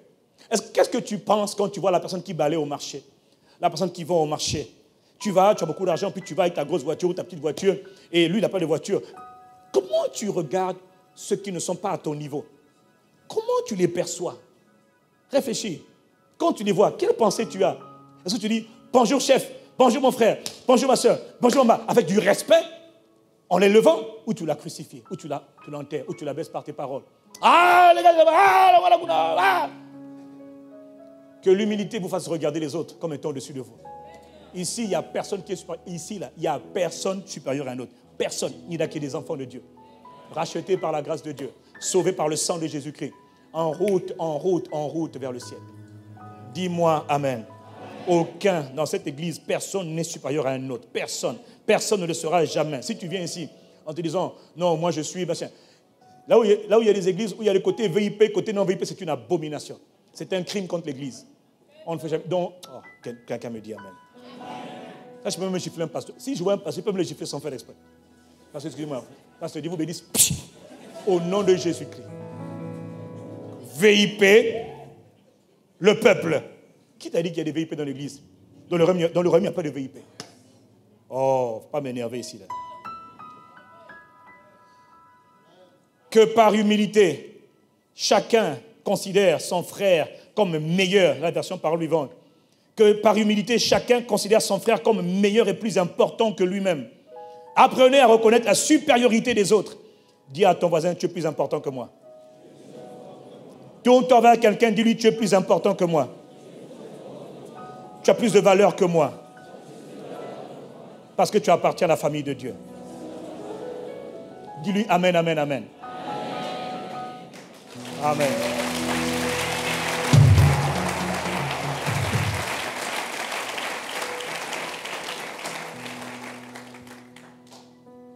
Dieu, pour terminer, sa parole déclare qu'il résiste aux orgueilleux et il fait grâce. Mais en vérité, quand vous lisez bien le contexte, comme nous savons que personne n'est orgueilleux, celui qui marche avec Dieu va toujours avoir un côté de sa vie où Dieu va l'humilier et un autre côté où il n'est pas encore humble. Autrement dit, comme nous sommes des chantiers en construction, parfois les carreaux, les fenêtres ont été posées, les portes aussi, mais la toiture n'a pas encore été posée. Tu vois? Et donc, des fois, nous sommes tous en devenir. Donc, des fois, dans la marche avec Dieu, à un moment donné, à un moment précis, il y a des domaines dans lesquels j'ai déjà développé l'humilité. Mais d'autres domaines où je n'ai pas encore développé l'humilité. Est-ce que quelqu'un me suit? Et quand la Bible dit « Dieu résiste aux orgueilleux », ça veut dire que Dieu résiste à celui qui est orgueilleux dans tel domaine. Tu n'es pas forcément orgueilleux partout, non. Mais il y a des domaines de ta vie où tu sais que tu as encore besoin d'être brisement, d'être humilié, d'être brisé. C'est là que Dieu est en train de te résister. Pas Satan, Dieu lui-même s'oppose à toi. Il y en a pour qui, par exemple, quand tu as fait Bac plus 10, c'était un sujet de fierté, d'honneur et de gloire. Il faut qu'on te reconnaisse dedans. Quand tu parles avec les gens, tu te dis, oui, que tu vas toujours te battre pour placer ma carte de visite. PhD, Master 4. Je sais que ça n'existe pas. Mais il y en a pour qui ça existe. BPC 2. Comme il n'y avait pas de... Est-ce que quelqu'un peut me dire aïe? Quand il y a un domaine dans lequel tu es trop attaché à quelque chose, et d'une manière ou d'une autre, tu dois en parler, parce qu'il faut que les gens savent que tu sais. Dans ce domaine-là, tu es encore orgueilleux. Dieu te résistera par rapport à ça. Quelqu'un me dit amen. Il y a des gens, Dieu n'arrive pas à leur donner les sous, les finances, les ressources financières. Parce que quand ils ont l'argent là, il se balade avec sa fiche de paye. Tu sais c'est quoi? C'est un bulletin? Non, c'est ma fiche de paye. Non, c'est par hasard, ça se trouve dans ma poche. Hein. Tu gagnes combien? 3 millions. Waouh! Comme dans ta famille, tout le monde est pauvre. Alors pour toi, vous voyez, il gagne 3 millions. Hein? C'est la grâce de Dieu. Hein? Il va te briser, papa. T'inquiète pas. Vis encore. Est-ce que quelqu'un comprend? Tu vois, non? Il fait tout pour mettre en avant quelque chose. Non, moi, je suis assistant pasteur. Dans ta église, vous êtes combien? 3. Mais je suis assistant pasteur. C'est un titre. J'aime les titres, moi. Dieu va te briser dans ce domaine-là. Ailleurs, tu es peut-être humble. Mais là, Dieu va te résister en face. Et il va accorder sa grâce dans ta vie, dans les domaines dans lesquels il a conquis l'humilité. Il fait grâce dans les domaines de ta vie où tu es humble. Comme tu n'es pas humble partout, là où tu as déjà acquis l'humilité, il va te laisser couler sa grâce. Mais là où il y a encore de l'orgueil, il va se poser à toi. Et il y a beaucoup d'entre nous ici, là, Dieu s'oppose à nous dans un domaine ou dans un autre. Si ce n'est pas encore ton cas, vis encore. Je libère cette grâce du brisement sur ta vie. Hein? Pourquoi? David a dit, il m'est bon d'être humilié, afin que j'observe tes statuts. S'il y a bien une chose qui produit en nous le caractère de Christ, c'est le brisement. Tel il est, il a été brisé, il a été meurtri, tu dois être brisé, tu dois être meurtri. Il s'est humilié, tu dois être humilié. Afin d'être élevé par le Père, tu dois être humilié afin d'être élevé par le Père. Ne résiste pas au brisement, accepte l'humilité, parce qu'elle précède généralement la gloire. Toute humilité, toute expérience où tu as été brisé pour te rendre humble, c'est une expérience qui annonce ton élévation. Dieu n'élève pas ce qui n'a pas brisé. Détrompez-vous. Tu veux que je t'impose les mains, prie pour que je sois élevé. Papa, c'est tout. Moi, si je prie sur toi, je prophétise d'abord ta souffrance. Les accusations, les trahisons, les complots, la mort. Là, je dis, Seigneur, tue-le. Pendant qu'il est en vie, tue-le. Ne le tue pas. Non, je ne veux pas le tuer, brise-le. Qu'il renonce à lui-même, qu'il découvre sa nudité, qu'il ne soit rien. Quand tu vas commencer à te réaliser que tu n'es rien, que tu n'as rien, tu vas commencer à compter sur la grâce de Dieu. Viens encore. Le pasteur qui parle. Hein? Et pour terminer, mon frère, ma soeur, la bonne nouvelle, c'est que ce n'est jamais terminé. C'est un processus. C'est un processus qui dure toute la vie. Dieu doit s'assurer que dans ta vie, tout s'écrit gloire, pas pour toi, pour lui. Inclinons la tête en signe de révérence envers Dieu. Prenons juste quelques instants. L'heure est avancée, c'est vrai. Prenons juste quelques instants. Juste pour implorer la miséricorde de Dieu. Pour dire, Seigneur, fais-moi grâce. Seigneur, fais-moi grâce. Je veux manifester l'amour de Christ de manière pratique. Je reconnais que ce n'est pas une question d'émotion. Je me suis trompé en pensant que c'était mes émotions, mes sentiments, mes sensations. Non, c'est une question de décision. Dieu a tellement aimé le monde qu'il a donné. Je veux donner moi aussi. Je vais donner mon amour. Christ a donné sa vie, je vais donner ma vie. Je vais donner ma vie. Je te supplie, Père, Prends le temps de parler à Dieu. Pour dire, Seigneur, me voici. J'ai besoin d'aimer. Je veux aimer. Je veux te chérir. Mais je veux aimer mon prochain. Et je me rends compte que je n'avais pas bien défini mes standards. Le monde m'a trompé. Je pensais que aimer, c'était sentir des émotions. C'était attendre de ressentir. Je découvre que aimer, c'est juste décider. Et crier à Dieu pour que Dieu me fasse la grâce de pardonner lorsqu'il faut pardonner. De bénir au lieu de maudire. De faire du bien au lieu de retenir. De penser aux autres au lieu de penser à moi-même. Combien de fois ne m'as-tu pas interpellé sur le fait que je ne pensais qu'à moi? Je ne m'intéressais pas assez aux autres. Je ne me souciais pas assez des autres. Et pourtant, nous sommes membres du corps de Christ, membres les uns des autres. Combien de fois tu ne m'as pas interpellé pour que je sois patient? Nous soyons patients les uns vis-à-vis des autres. Patience les uns vis-à-vis des autres. Combien de fois tu ne nous as pas interpellés, que nous apprenions simplement à nous supporter les uns les autres? Nous sommes tous tellement différents. Nous sommes tous tellement différents. Nos âges sont différents. Nos familles sont différentes. Notre éducation est différente. Nos traits de caractère sont différents. Nos expériences sont différentes. Nos éducations sont différentes. Et malgré cela, tu nous demandes d'être un, comme toi tu es un. Père, je prie que tu nous accordes la grâce d'être un. Au milieu de toutes nos différences, le plus grand miracle finalement, ce n'est pas la puissance, ce n'est pas l'onction, ce n'est pas les guérisons. Ces choses sont formidables, merveilleuses. Nous te bénissons pour cela.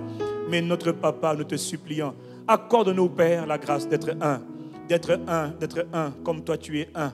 Comme le Père, le Fils et le Saint-Esprit sont un. Un malgré nos différences, un malgré nos âges, un malgré nos cultures, un malgré nos ethnies, un malgré toutes les expériences que nous avons. Juste un. Afin que le monde sache que nous sommes tes disciples. Que le monde sache et reconnaisse que nous sommes tes enfants. On ne reconnaîtra pas les enfants de Dieu parce qu'ils vont à l'église le dimanche. Non. On reconnaîtra les enfants de Dieu à l'amour qu'ils auront les uns pour les autres. Aimez-vous les uns les autres comme je vous ai aimé. C'est cela ta parole, c'est cela ton message. Notre Père et notre Dieu, Papa d'amour, Papa de grâce. Tu as dit, quels sont les deux plus grands, les premiers commandements? Tu as dit, tu aimeras l'Éternel ton Dieu. Papa, je veux t'aimer. Je veux t'aimer, Père, je veux t'aimer. Jésus, je veux t'aimer, mon amour, mon trésor, ma passion, ma vitalité. Je veux te chérir, je veux t'aimer de tout mon cœur. Embrase-nous, embrase nos cœurs. Embrase-nous, embrase-nous. Par le feu de ton amour, embrase-nous. Que nous puissions tellement aimer Dieu que nous cherchions seulement à faire plaisir à Dieu. Au lieu de faire plaisir à l'homme, non, je ne veux pas faire plaisir à un homme, je veux faire plaisir à Dieu, à mon Père qui est dans les cieux, à mon Père qui m'a créé, à mon Père qui m'a aimé le premier, à mon Père qui a tout sacrifié pour moi. Le Père m'a tellement aimé qu'il a donné le Fils, Jésus le Christ. Et Jésus m'a tellement aimé qu'il a donné sa vie pour moi. Il est venu habiter en moi, afin que moi aussi je donne ma vie pour les autres, comme il a donné sa vie pour les autres. Seigneur, je me tourne vers toi. Pardonne-nous nos offenses. Pardonne-nous nos offenses. Nous aussi, nous nous engageons aujourd'hui à pardonner. À ceux qui nous ont offensés, nous pardonnons, Père. Nous te supplions. Accorde-nous la grâce de vivre et de manifester le style de vie de la nouvelle création. Le style de vie de l'amour, l'amour, l'amour, l'amour de Dieu. L'amour de Dieu si fort et si tendre, si puissant et si profond. L'amour de Dieu qui ne connaît pas les âges, les générations, qui va d'éternité en éternité. L'amour qui transcende les siècles. L'amour de Dieu qui transcende les espaces, les océans. L'amour qui touche, l'amour qui impacte, l'amour qui transforme. C'est cela que tu as déposé en nous par le Saint-Esprit. Mais Père, nous n'avons pas compris. Nous n'avons pas compris l'amour de Dieu. Voilà pourquoi nous nous humilions collectivement et individuellement. Comme un seul peuple, une seule âme, nous nous humilions. Pardonne-nous pour toutes ces fois que nous n'avons pas manifesté l'amour de manière pratique.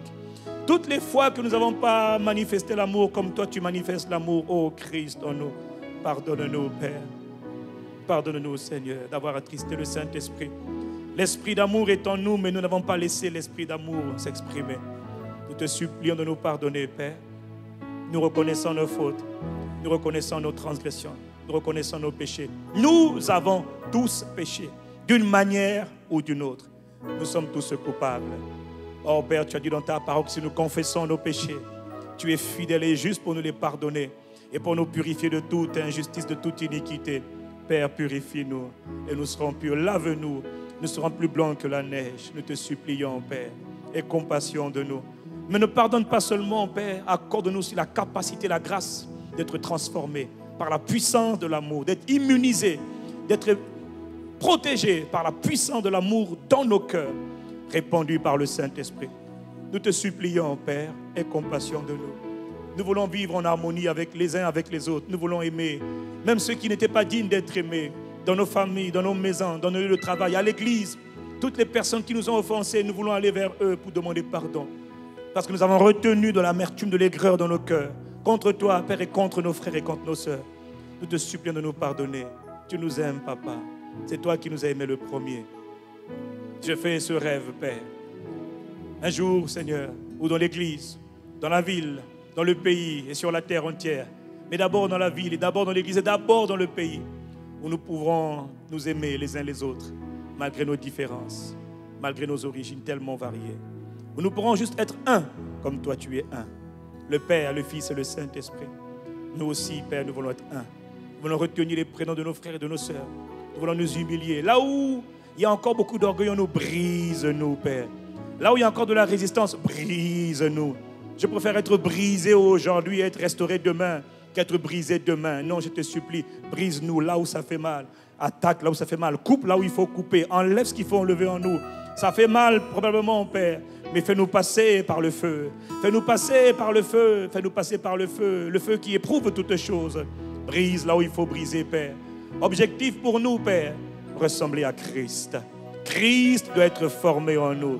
Christ doit être formé et manifesté à notre génération. Ta parole déclare que la création tout entière, elle soupire. Elle attend avec un ardent désir la manifestation des hommes et des femmes matures, des fils de Youos, les fils matures de Dieu. Mais qui sont ces fils matures? Ce sont d'abord ceux qui marchent dans le style de vie de la nouvelle création qu'on appelle l'amour. Ils ont appris à pardonner ceux qui étaient impardonnables. Ils ont appris à aimer lorsqu'il ne fallait pas aimer. Ils ont appris à faire du bien. Ils se plaisent à faire du bien. Ils se plaisent à cultiver, à développer, à poursuivre l'humilité. Ils se plaisent, Père éternel, à ne pas penser qu'à eux-mêmes. Ils se plaisent à supporter les uns les autres, à être patients les uns envers les autres. Nous te supplions, ils se plaisent, Père, à honorer tout le monde. Les petits, les grands, les faibles, les forts, les riches, les pauvres. Ils ne font pas de différence. Accorde-nous la grâce d'aimer nos frères et nos sœurs, de nous aimer les uns les autres, Père. Ceux qui sont pauvres, ceux qui sont riches, ceux qui sont moyens, qu'importe. Accorde-nous la grâce de vivre l'amour pratique. Père, nous te prions, toi qui as commencé cette belle œuvre en nous, toi qui es fidèle, nous sommes ton peuple, le troupeau de ton pâturage. Tu as commencé cette belle œuvre en nous, Père, et tu es fidèle pour l'achever. À toi notre gratitude, à toi louange, honneur et gloire. Toi qui fais ton œuvre en nous, Père, dans le nom de Jésus-Christ, nous sommes reconnaissants, Père.